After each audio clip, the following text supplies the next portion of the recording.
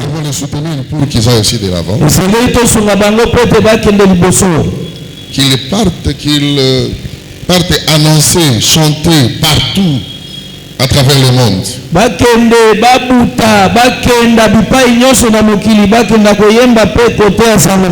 Ce sont les bâtisseurs des nations. Ils vont bâtir avec l'œuvre que le Seigneur leur a donnée. Et ceux qui sont en train de faire, ils vont le faire partout, ils vont se retrouver. Nous devons les soutenir physiquement, moralement, financièrement, matériellement. Donc, tout ça. Alléluia.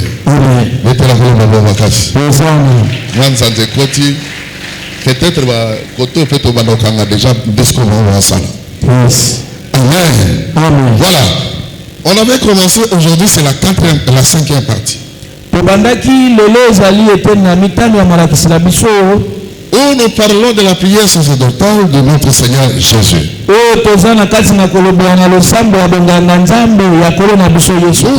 Nous remarquons que dans cette prière-là, Jésus se révèle petit à petit sa nature de la divinité.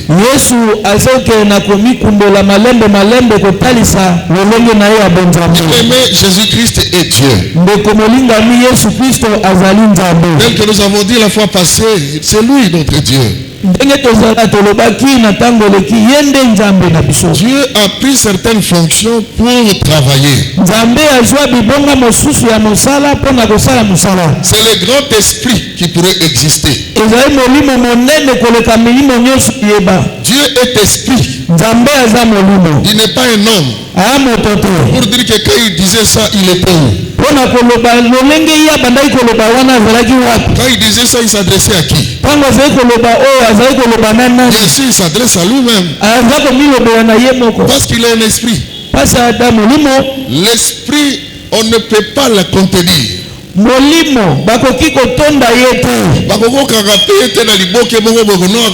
Tout ça, non. Il a sa manière de faire les choses. Amen. Alléluia. Amen. Dieu, il a pris n'importe quelle fonction pour parler à l'humanité. N'importe quelle forme pour se rapprocher de l'humanité. Et finalement, lui-même est venu. Il a pris le corps humain. Toujours pour se rapprocher de l'humanité. Acclamons le Seigneur. C'est le cri de joie. Il dit ici ceci. Père, je veux que là où je suis, ce que tu m'as donné soit aussi avec moi, afin qu'il voie ma gloire. La gloire que tu m'as donnée parce que tu m'as aimé. Gloire soit rendue au Seigneur. Tu m'as aidé avant la fondation du monde. Jésus dit ceci. Père, je veux que là où je suis, suivez-moi très bien. Là où je suis. Et quand il parlait, il était aussi sur la terre, n'est-ce pas? Alléluia. Il dit que je veux que là où je suis, que eux aussi soient aussi là avec moi. Mais ils étaient tous ensemble. Ils faisaient cette prière entourés, n'est-ce pas, des disciples. il dit, je voudrais que là où je suis. Il n'a pas dit je voudrais, pardon, il dit je veux. Et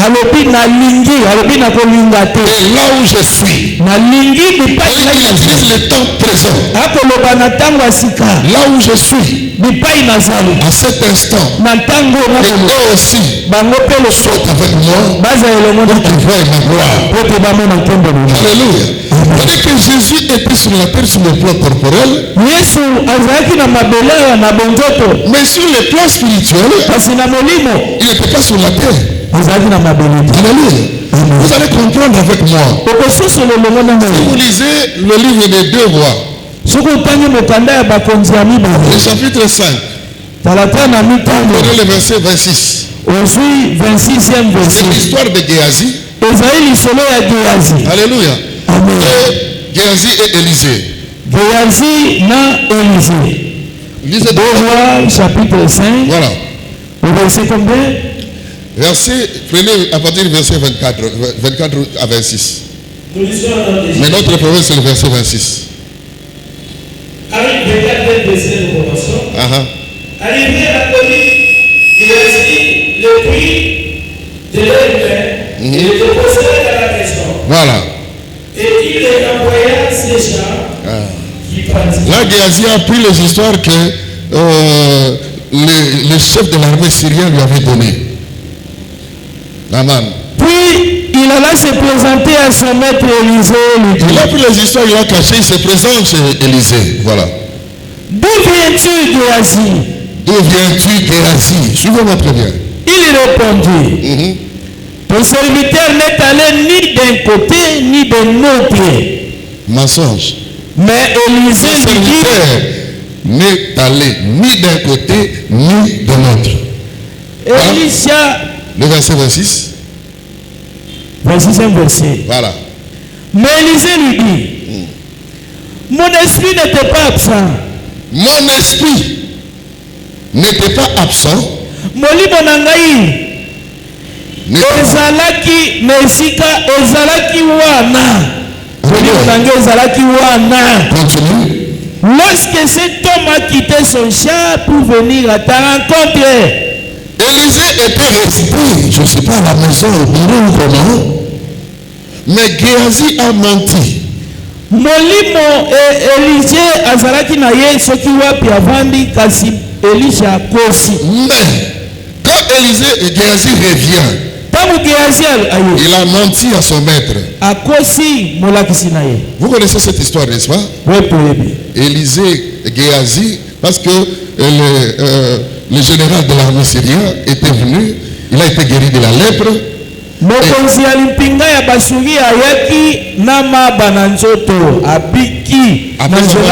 Après avoir été guéri, maintenant on amène les présents. Il a amené les présents pour donner à l'homme de Dieu a refusé. Il est reparti avec. Maintenant, celui qui travaillait à côté de l'homme de Dieu, il n'a pas digéré ça. C'est un autre enseignement. Alors Géasi a suivi ce monsieur. Le maître venait d'avoir des visiteurs. Et il m'a envoyé pour que tu me donnes ces histoires. Alors,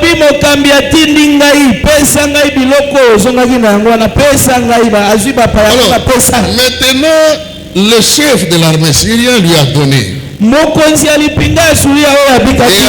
parti cacher ces histoires dans sa maison. Maintenant, il revient au bureau. Le maître lui pose la question. Tu viens d'où? Ton serviteur est parti ni à gauche ni à droite. Et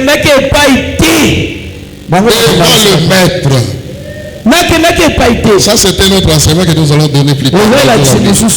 Mais maintenant, le maître lui dit, mon esprit n'était pas absent. Quand ce monsieur-là était descendu de son char pour te donner des biens, c'est-à-dire quand ce monsieur venait pour te donner des biens, mon esprit était présent, mon esprit était avec toi, mais sur le plan corporel physique, Élisée était resté dans son bureau. Il était resté chez lui. Mais son esprit, si Élisée a les capacités de faire sortir son esprit et d'accompagner Géasi là-bas,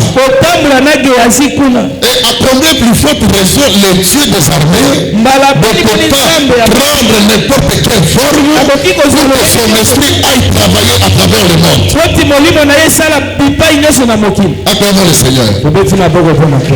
Si Élisée était capable de faire ça, à combien de votre raison l'Éternel des armées, les chefs des esprits, si mon esprit était présent, Élisée s'est dédoublé.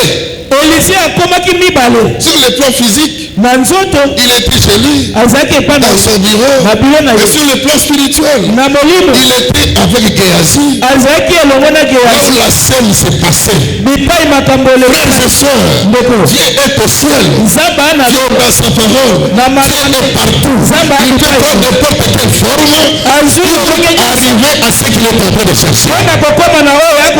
Et c'est le même Dieu. Alléluia. Alléluia. Alléluia. Et Jésus dit, là où je suis, c'est-à-dire que physiquement il était sur la terre, mais spirituellement il n'était pas là. Il implorait à ce que les gens qui le suivaient, les gens qu'on lui avait donné, participent aussi là où il est, et pour que ces gens-là vivent la gloire qui lui a été donnée avant la fondation du monde. Yesu soki ayaki na mokili oyo alobiki na nzambe bainga ba yokata yete. Il fallait qu'il abanda oyebi même na classe, même à l'école.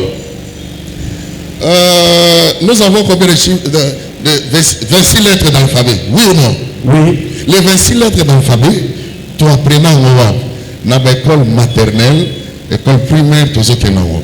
Quand yango wana nde mataka na université. Quand yango na partout bisika nyuso. Ce sont les 26 lettres, c'est la mal. Donc niveau par niveau, on utilise seulement les 26 lettres pour que il faut la mémoire d'Andenge Sokene. Puis la présidence partout, seulement les 26 lettres là. Nous sommes sur ça. Oui. Oui ou non? Oui. Moi, la maternelle a yébi yango, moi l'école primaire a yébi yango, l'école secondaire a yébi yango, il y a l'humanité a yébi, ainsi de suite, toute l'université, partout. Et ça va ministre, il y a yango, Moutounyos, même chef de l'État, discours en Koloba, on utilise les 26 lettres. Mais les 26 lettres là ont des dimensions de compréhension et déjà il faut accorder ma phrase. Amen. Moutou atanga yango atikana na se, mais oya matana niveau mususu à comprendre yango na ndenge na. C'est ainsi qu'il y a des enseignements que les gens ont reçus au bas âge. L'enseignement on a parce que à tikali ndenge on a moutou apesa ye asuki wana ye pa suki bongo. Alors yamana faut ko tanzaba na kati ya profondeur oyiba azanan. Qu'est-ce qu'il représente? Alléluia. Alléluia. Même il y a na kati ya bonzam, na kati ya musala nsam. On a pas tout ce depuis à l'église à tikala bongo on a ba formule moko kaka wana. On a ba formule kaka na ko badana bona ko sukisa non. À côté na mozingo ya bonzam le peuple nzamba fondre la ba révélation ko ko même aussi pas. Mais pour la grâce. Acclamez le Seigneur, poussez les cris de joie. Alléluia.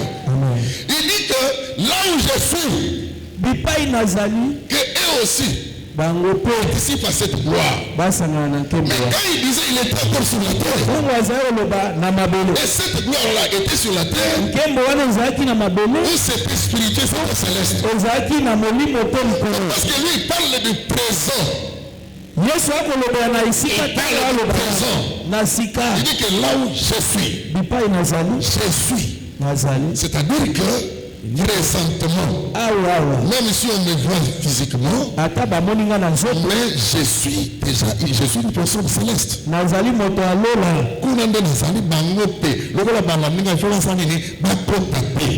Pour que ma vie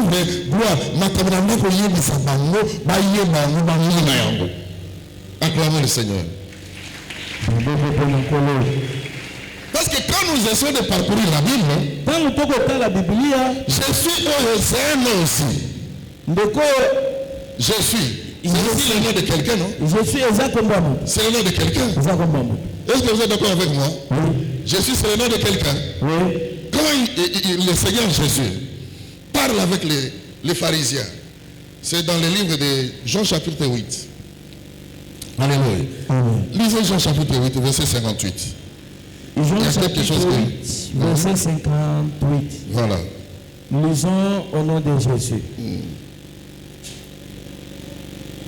Jésus leur dit, en vérité, je vous le dis. Voilà. Avant qu'Abraham fût, je suis. Un trait. Là-dessus, il prit des pierres pour les jeter contre lui, mais Jésus se cacha et il sortit du temple. Amen. Prenez encore Exode 3, verset 14. Exode chapitre 3 au 14e verset. Ainsi dit la Bible. Soit à verset 13 au Kittina 14. 13 à 14, nous lisons au nom de Jésus.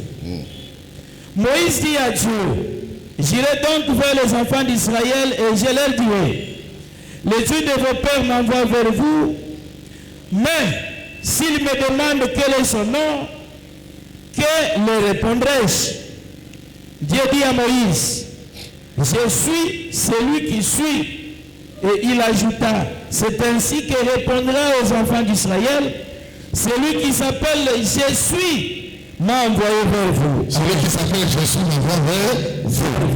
Quand Dieu parle, il faut écouter le langage de Dieu autrement. On ne peut pas l'égaler avec un nom. Il dit à Moïse, tu vas parler aux enfants d'Israël. Parce que je vais, n'est-ce pas, les amener dans la terre promise. Et je te donne cette mission-là. Et c'était une mission terrible. Moïse pose la question, qu'est-ce que je vais leur dire? Il dit, celui qui s'appelle Jésus m'envoie vers vous. Celui qui s'appelle Jésus m'envoie vers vous. Alléluia. Et vous prenez Jean chapitre 8, verset 58. Jean chapitre 8, verset 58. Jésus lui-même, il dit que avant qu'Abraham votre père fût, je suis. Je suis de l'Ancien Testament. Et je suis du Nouveau Testament. C'est le même je suis. C'est le même je suis. Petit à petit dans la prière sacerdotale, Jésus commence à se révéler un petit à petit. Si nous remontons dans Jean chapitre 16, le verset 12 à 15. Jean chapitre 16, verset 12 à 15. Il est écrit ceci. J'ai encore beaucoup de choses à vous dire, mais vous ne pouvez pas le supporter maintenant. Quand le consolateur sera venu, l'esprit de vérité, or nous c'est la vérité, il vous conduira dans toute la vérité. Car il ne parlera pas de lui-même, mais il dira tout ce qu'il aura entendu. Il vous annoncera les choses à venir. Il me glorifiera parce qu'il prendra de ce qui est à moi et vous l'annoncera. Tout ce que le Père est à moi.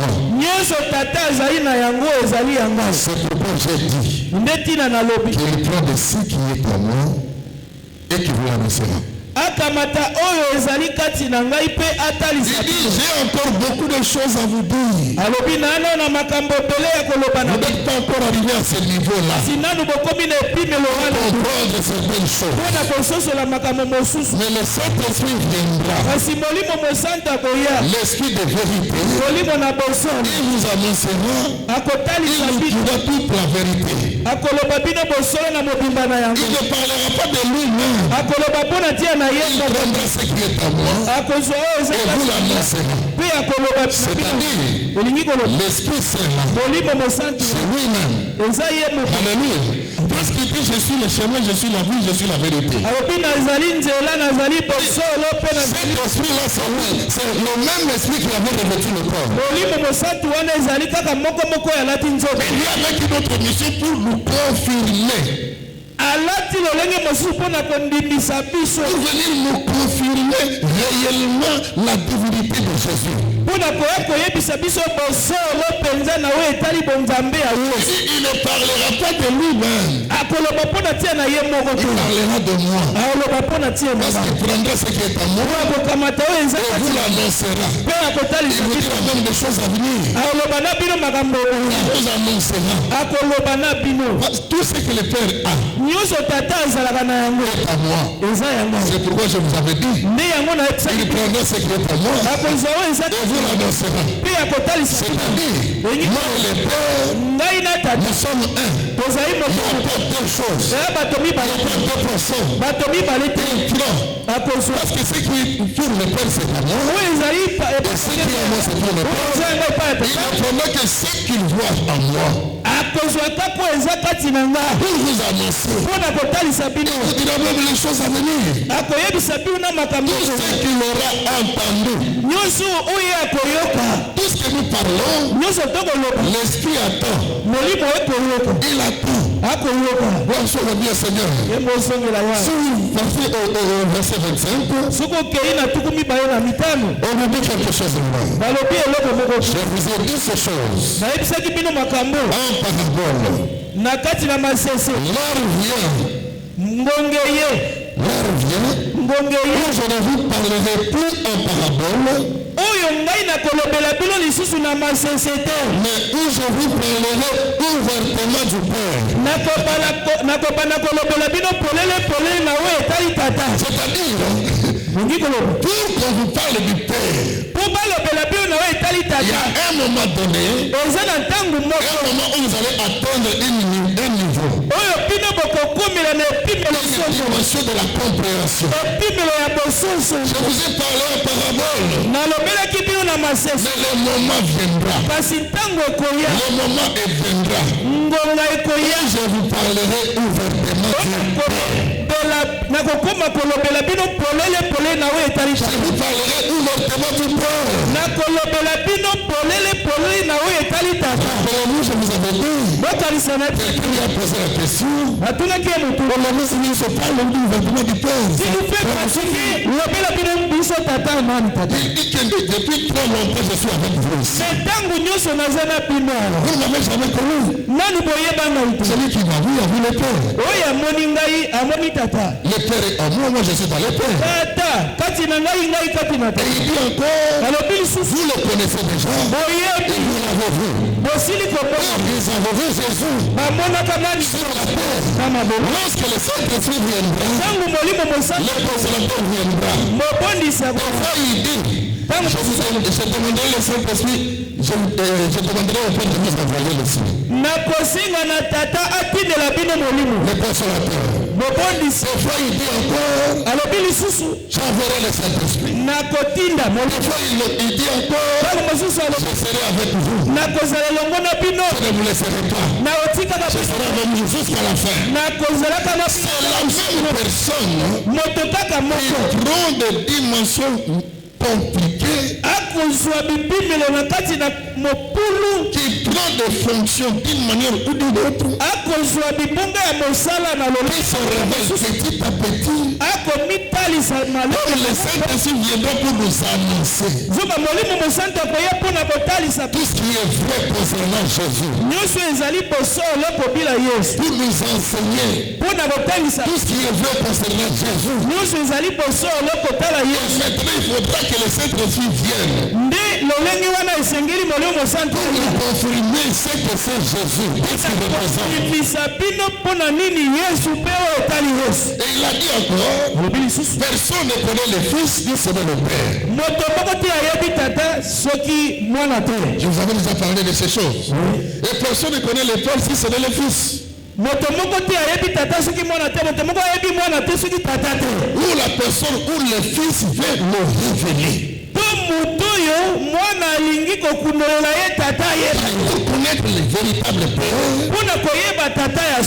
que le Fils te le révèle. Si tu n'as pas cette révélation, tu vas te limiter dans les niveaux les plus bas. Voilà. Acclamez le Seigneur. C'est le cri de joie. C'est le cri de joie. Que Dieu soit loué. Et si nous remontons, le Saint-Esprit est venu. Le Saint-Esprit alors est venu. Si nous remontons, dans Colossiens chapitre 2, qu'est-ce que nous a dit là-bas? Chapitre 2, verset 8. Prenez garde. Alors, que personne ne fasse de vous sa proie par sa philosophie. Et par s'appuyant sur les traditions des hommes et le rudiment du monde et non sur Christ. Car en lui, car en Christ habite, c'est un présent, car à Christ habite corporellement toute la plénitude de la divinité. Vous avez pleinement en lui,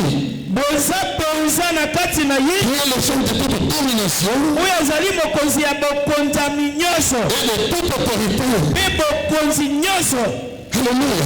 Amen. Alléluia. Amen. Et là, c'est l'œuvre du Saint-Esprit, l'œuvre de celui qui est venu nous dire la vérité. Celui qui est venu nous révéler réellement qui est Jésus. Il dit en Jésus habite, pas habiter, pas habitera. C'est le temps présent. Aussi longtemps que Jésus est là présent, mais en lui Jésus est là, mais en lui habite corporellement sur ce corps toute la plénitude. La plénitude de la divinité descend dans ce corps-là. Quand il marche, c'est la divinité, la plénitude du ciel, la plénitude de Dieu est dans ce corps-là. Alléluia. Est-ce que je me fais comprendre? Amen. Je vais téléphoner dans la classe. Que personne de vous séduise, frère. Au lieu de s'attacher à Christ, il y a les enseignements pernicieux. Il y a le rudiment du monde. Ce que le monde enseigne par rapport à lui. Il y a la tradition qu'on nous enseigne aussi. Il y a des dieux qu'on nous montre. Un Dieu dans les bas Congo. Le Dieu qui est décédé, qui n'est pas revenu. Mais quand on dit que Jésus est Dieu, oh non, mais comment? Mais quelqu'un comprenait ici. Il est aussi Dieu. Comment il se fait les amis pour la Bible? Que personne ne nous séduise. Que personne ne t'amène à côté. Parce qu'en Jésus, corporellement, toute la divinité. Toute la divinité. La totalité. Comme c'est un esprit. L'esprit peut prendre n'importe quelle forme. Alléluia. On a battu on a capacité à autant même penser à nous. Oui ou non? Oui.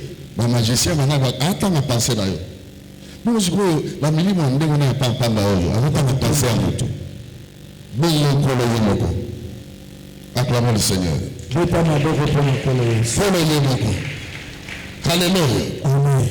Les enseignements sont remontés toujours dans Colossiens chapitre 1er. Colossiens chapitre 1er. Verset 14 à 17. Verset 15 à 17, pardon. Colossiens chapitre 1er, 15 à 17. Voilà. Nous lisons au nom de Jésus. Il est l'image du Dieu invisible. Il est l'image de Dieu invisible. Le premier-né de toute la création. On ne peut pas parler de l'image quand le corps n'existe pas. Il faudrait qu'il y ait le corps pour qu'on parle de l'image. L'image, c'est ce qui représente le corps. Amen. Même si on a une photo dans des bases, oui ou non? Oui. On ne peut pas parler de l'image sans qu'il y ait le corps. Comme le corps est invisible. L'esprit est invisible. Et on dit que Jésus, yes, c'est lui l'image du Dieu invisible. C'est-à-dire que quand vous cherchez Dieu, voyez Jésus, c'est lui, c'est fini. Quand vous cherchez Dieu, c'est lui. Et la bataille qui est dans la plaidoirie, ma papa va s'amuser à parler. Ah ouais, parce que nous sommes l'élément, ma vie, image, ma vie, alors que le monde va pas boire. Oh, il y a pour aller s'engager. Acclamez. Vous pouvez la parole de la grâce. Ça dit que ça y est. Alléluia. Voyez, vous êtes fatigué. Chargé. Je vous donnerai du repos. Quelque chose que Mahomet n'a jamais dit ça. Quelque chose que Bouddha ne peut même pas dire ça. Même Abraham ne peut même pas dire ça. Mais Jésus a parlé. Tous ces prophètes que vous connaissez, personne n'a appelé les gens pour prendre leur fardeau. Mais Jésus le prend tous les jours. Chaque instant, à chaque heure. Le monde entier doit savoir que Jésus est le Seigneur et le Sauveur. C'est lui le Dieu véritable. Il est son patron, il est son patron. C'est le même esprit qui a pris la fonction du Fils. C'est le même esprit qui a pris la fonction du Saint-Esprit. Parce que Dieu est saint. C'est le même esprit. Le grand esprit. Il dit que Jésus est le chef de toute domination, de tout esprit, de toute dignité, de toute autorité. Donc tout. Il est le premier. Il est le premier. Nous devons croire à lui. Nous devons nous attacher à lui. Nous devons brandir son nom partout. Puisque les gens disent de lui, ok, c'est bien. C'est par rapport à leur révélation, par rapport à là où ils se sont limités. Mais au finish, c'est lui le véritable Dieu. Et la vie éternelle. C'est lui le véritable Dieu et la vie éternelle.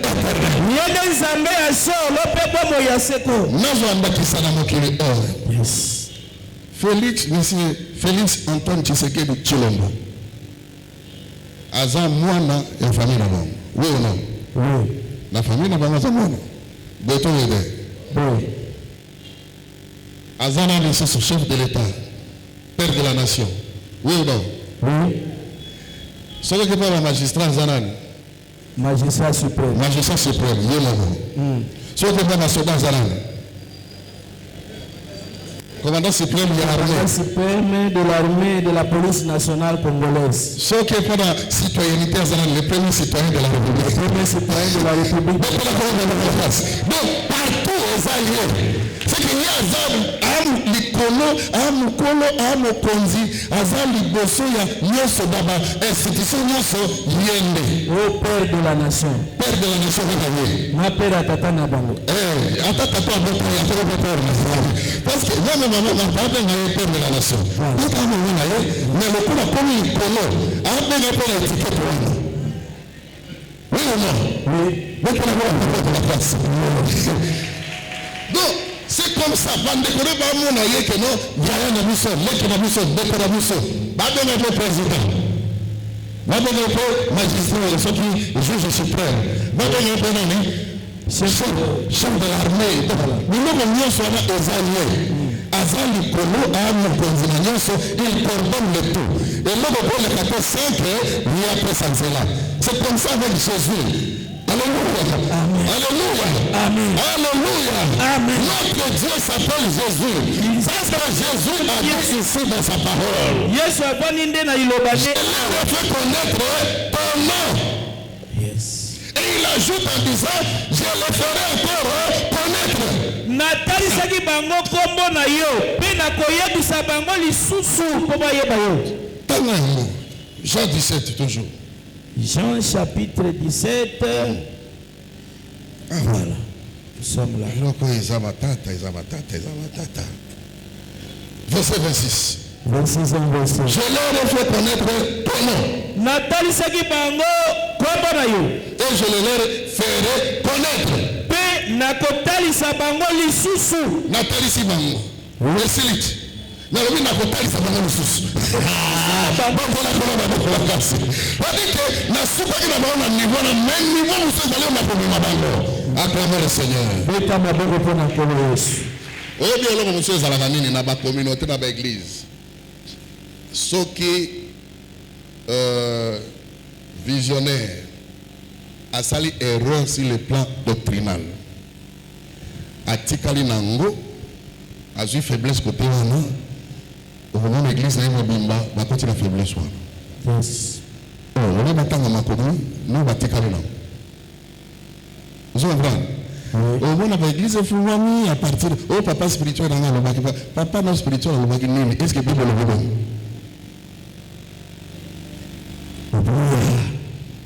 Mon père spirituel avait dit oui. Il t'a dit, mais s'il était dans l'erreur. Ceux qui ont la libungi. Lisez la Bible. Dans la Bible. Entre en profondeur avec Jésus, avec le Saint-Esprit, pour que le Saint-Esprit te révèle des choses. Alléluia. Amen. Gloire soit à Seigneur. Le baptême au nom de Jésus. Tout au nom de Jésus. Donc, ma communion se retient signature à soupa le nom de Jésus. C'est comme ça. Personne. Alors on a tata ce qui a passé par Nati. Parce qu'il y a bien été. Ngana yebi ya yebinga pina mutonga na ko fungolela ye na ko yiso tenga mo ko tata na ko fungolela ma bikolo ya zelana kende consolateur ya abozana zana ka tanga ko yebisabini consolateur tanga ya bi o wana bo mona kiwana ndenge wana betela ko ba bakasi. Nous allons tenir on acclame le Seigneur. Le nom de celui qui na prière sacerdotale pour saluer au moins 5 parties. Je vais vous la continuité. Oye ba esprit dans mon matin na nini na YouTube na biso na page na biso Facebook au moment banda partir le sorti les avec clôture nango. To mettre le polo au bon vakasi. Nous allons tenir des mots. To telemini kolo to bakisi maboko makasi. Oyo beti wana esengi na mekelito. Je leur ai fait connaître ton nom. Et je leur ferai encore connaître. Et quel est le nom qui nous a fait connaître? C'est le nom de Jésus. Au ciel, sur la terre. En dessous de la terre. Tout genou fléchira au nom de Jésus. Et toute langue confesser que Jésus-Christ est Seigneur. À la gloire de Dieu le Père. Il partage la même gloire avec Dieu. Or Dieu ne partage pas sa gloire avec une personne. Or celui qui a pris ces fonctions-là pour arriver à ce qu'il est en train de chercher. Pour le salut de l'humanité. Gloire soit rendue au Seigneur. Lève les deux mains. Commence à prier. Dis merci à Dieu. Merci au Tout-Puissant. Parce qu'il nous a donné de l'intelligence. Le véritable. Nous sommes dans le véritable. En son Fils Jésus. C'est lui le Dieu.